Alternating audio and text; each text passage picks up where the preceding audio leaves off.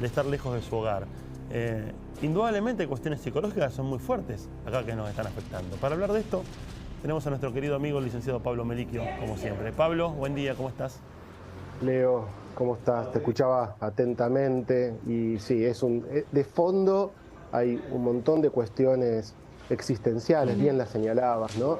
Eh, Avisale. lo que se llama el famoso Hacela quitapena, ¿no? pasar. Las personas terminan ahogando sus Hacela penas pasar. muchas veces, las personas terminan metiéndose en situaciones de violencia, de riesgo para sí o de riesgo para terceros en función de una vida que a lo mejor ya viene desarreglada en la semana, en la historia, esa persona que no resuelve algún conflicto interno. Es un problema por sobre todo de la juventud. Uno ve que los fines de semana el exceso del consumo de sustancias tóxicas, de diversas sustancias tóxicas, pero también sucede en adultos. Lo que pasa es que a veces los adultos no tienen esta exposición, obviamente en la calle, sino que sucede más puertas adentro, el exceso de alcohol, Sí. de psicofármacos, ¿no?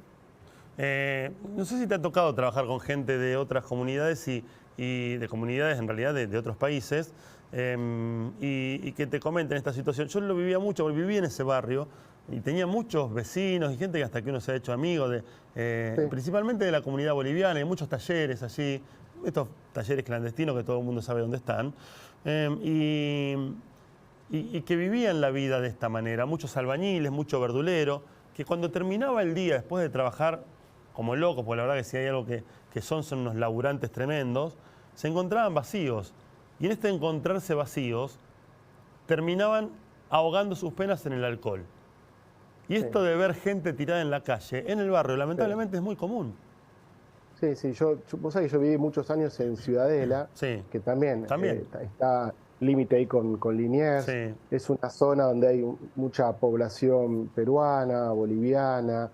Hay una cuestión de cultura, la cultura del alcohol, pero yo creo que si focalizamos ahí, acuerdo con vos que el desarraigo, no solamente de la gente que viene a nuestro país, cuando los argentinos tuvieron que refugiarse mm, también afuera, o de hecho cuando italianos y españoles a partir de la Primera y Segunda Guerra Mundial también venían para la Argentina, el desarraigo, ¿sí?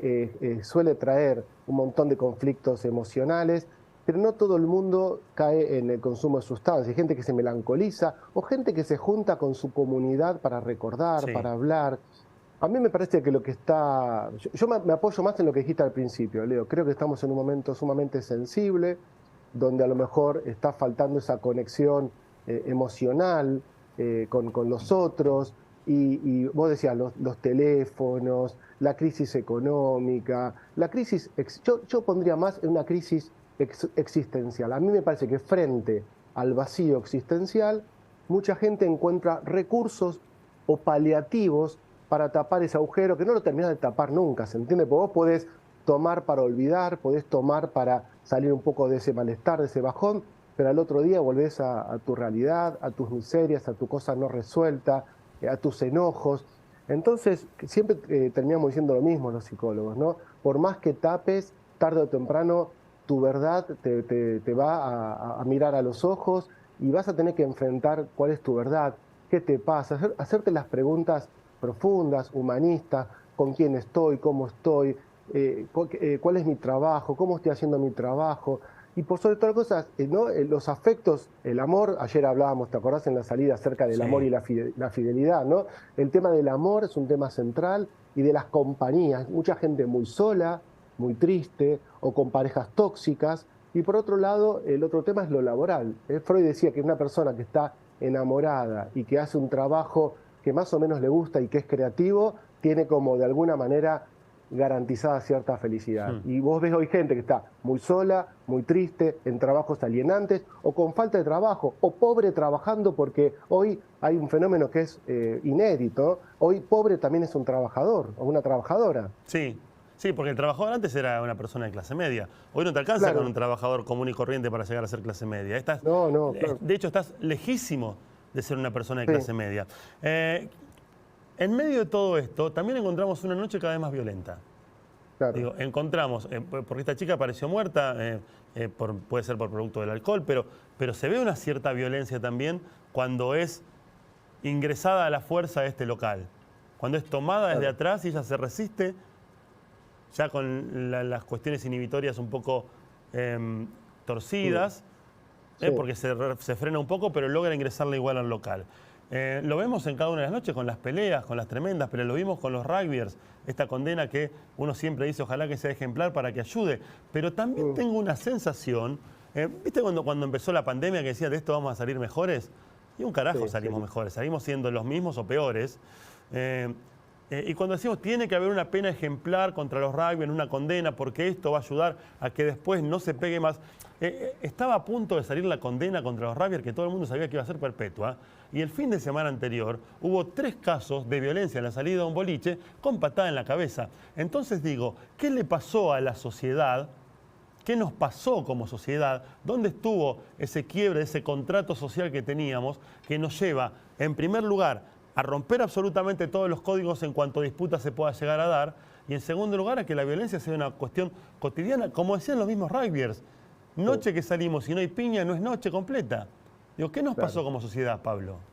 Sí, a ver, 2 niveles, Leo. Por un lado, creo que necesitamos de una justicia que opere, ¿sí? que condene, que esté no solamente en un momento de la condena, sino una justicia que funcione previamente. Hablábamos en el caso de Lucio, donde la justicia también de alguna manera falla porque no implementa los mecanismos necesarios para verificar cómo era el estado psicofísico, intelectual y económico de la progenitora y de la pareja, ¿no? Lleva a Lucio sin controles sociales, psicológicos. Hay una justicia que no funciona y después funciona condenando.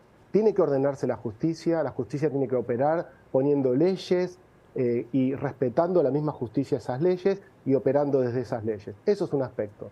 El otro aspecto es que la noche, Leo, la noche potencia angustia, la noche potencia melancolía, la noche aparte a veces se pone más compleja en algunos sectores y con alguna población porque aparece el consumo de alcohol y de distintas sustancias tóxicas.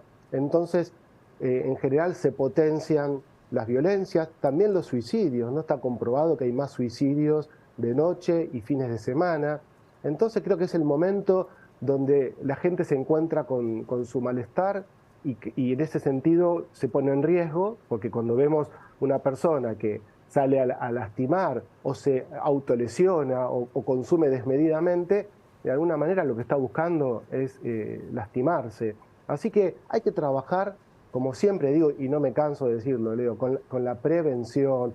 ¿Qué está pasando con las personas? ¿Qué está pasando con su mundo interior, con sus afectos? ¿Qué te salva? Te salva, primero, yo siempre digo, un bien ser para un bienestar. Pretendemos un bienestar. El bienestar tiene que ver con la conexión con los otros, pero vos no podés conectar bien con los demás cuando no conectás con vos mismo. Entonces, toda la tarea que decimos siempre los psicólogos es ¿qué te pasa con vos? ¿Qué te pasa con el amor propio? ¿Te conoces? ¿Por qué te pones en riesgo? ¿Por qué te lastimás? ¿Por qué te pones en vínculos tóxicos? Preguntas profundas que el ser humano prefiere mirar TikTok, distraerse con series, con redes sociales, distraerse y tapar con sustancias. Me parece que al ser humano le está faltando ese momento, me parece no, al ser humano le está faltando ese momento de introyección, de preguntas existenciales, de entender que tu vida es única, claro, que tu vida es única, que tu vida es finita, que tenés un tiempo limitado, se desperdicia tiempo y en ese sentido, después, cuando pasa el tiempo, justamente, te confrontás que sos un adulto triste o melancólico, o sos un viejo o una vieja que mira para atrás y dice, ¿qué hice de mi vida? Y a lo mejor ya es un poco tarde, ¿no es cierto? Pablo, hablábamos de los rugby recién. ¿Te tocó trabajar con presos alguna vez?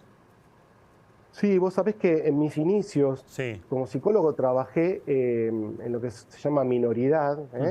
Yo estuve durante 10 años como psicólogo y después fui coordinador profesional de, digamos, lo que es el Instituto Manuel Roca, que ahí van adolescentes entre 16 y 18 que tienen una condena, que efectivamente han cometido un delito, y también en el Instituto San Martín. Así que tengo mucha experiencia en adolescentes presos. Calculo que debe ser el adolescente preso en esa edad, incluso ya piensan totalmente como adultos, es mi opinión, no digo que sea la correcta sin saber de psicología. ¿Cómo crees que habrá sido el día después o el mismo día después de conocer la condena de los rugbyers? Sí, a ver, la diferencia entre adolescentes y adultos es que tienen sus primeras experiencias. Hay adultos que a lo mejor ya entraron 2 o 3 veces a la cárcel o Sí. estuvieron en comisarías y ya tienen una estructura de personalidad armada. Yo cuando salí a hablar de los rugbyers y por mi experiencia con adolescentes, digo que cuando los rugbyers cometen el delito, son jóvenes y eran más jóvenes. Su personalidad no está todavía establecida. Sí, claramente veníamos analizando que venían en la línea de lo que hablamos de los machitos violentos, Sí. de ese machismo de fuerza física, de potencia económica, sexual, todo eso que ya analizamos. Seguramente cuando fueron tomando conciencia de la gravedad de lo que hicieron y empiezan a estar presos, ahí van tomando una dimensión del acto realizado y por eso empiezan, creo yo, a resquebrajarse ese macho, esa armadura, y empieza el miedo. No tengo la menor duda que más allá de machito, el miedo seguramente, cuando a mí me lo contaban los pibes presos y algunos que a lo mejor venían de cometer delitos importantes, es muy difícil la cárcel, te quita lo más importante que tenemos los seres humanos, que es la libertad. Antes se condenaba de otra manera, Leo, hasta se mataba en la plaza pública, se ahorcaba. Sí. Ahora es la pérdida de la libertad. Y lo más importante que tenemos es la libertad. Así que debe ser muy dura la vida para ellos, seguramente. Se habla de dos, y ya para ir cerrando, Pablo, se habla primero de una gran depresión que están sufriendo todos adentro de la cárcel y que hay 2 personas principalmente, Máximo Thompson y Enzo Comelli, que la están pasando muy mal y que han pedido consulta psicológica varias veces y que temen que hasta se puedan llegar a quitar la vida. Digo, puede ser tan fuerte la caída en la depresión. Digo, mirar para arriba, para adelante, que vas a estar 50 años preso, no debe ser fácil.